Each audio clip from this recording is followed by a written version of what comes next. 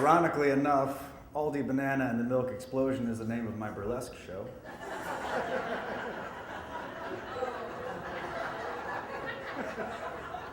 I do it on a webcam. Okay. So I distinctly remember lying on my back, looking up at the sky and looking up at this half-crumpled stone wall and thinking I think I thought it to myself, I don't know if I said it out loud, but I thought, I have to get back to the top of this wall or we're going to lose the battle and I'm going to die. But there was no battle. This was a hallucination generated from heat stroke. I grew up in Texas. You can laugh at that, that's fine. And my friend Ross and I, we would go to this undeveloped area beside his neighborhood that we affectionately called the Valley. And we spent a lot of time there. It was our own little slice of wilderness in the middle of San Antonio. Well, just not right in the middle, but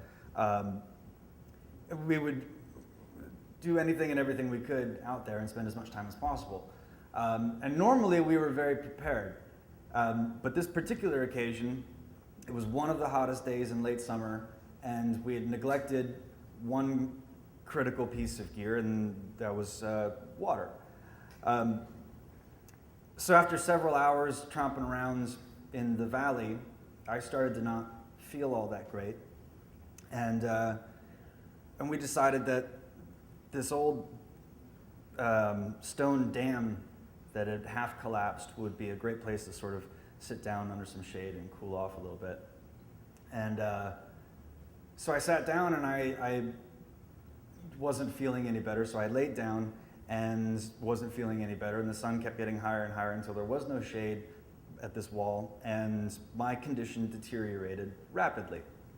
Now the human body is a wonderful, complex thing that knows how to compensate for certain things, but also can be a real dick sometimes.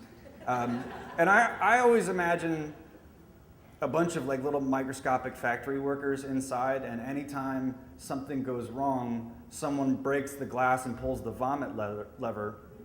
And it happens almost anytime something goes wrong in your body. They're just like, shit, puke!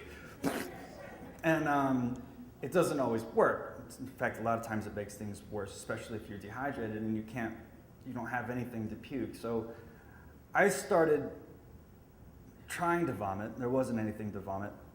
And my friend Ross was sitting there watching me deteriorate, freaking the fuck out, because he had weed on him and he didn't want to call 911.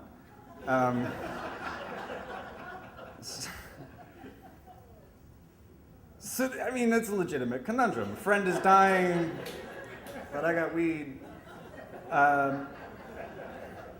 So he's taking the last little bits of water that he has, and he's pouring it down on the back of my neck, and he's trying to get me to drink some, but every time I'm able to swallow, I just puke it back up, and he realizes that he has to carry me. And he did. And at this point, I'm hallucinating. I'm only partially alert, oriented, and responsive.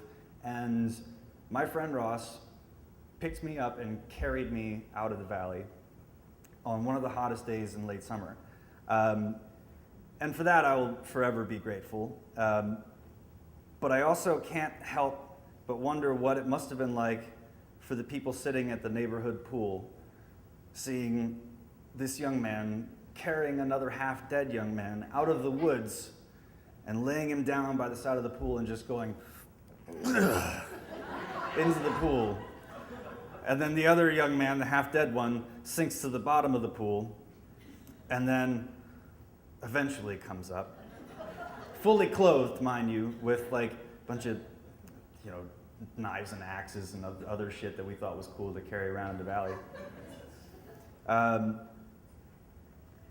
But yeah, that's the time I almost died and was saved by my stoner friend. Thank you.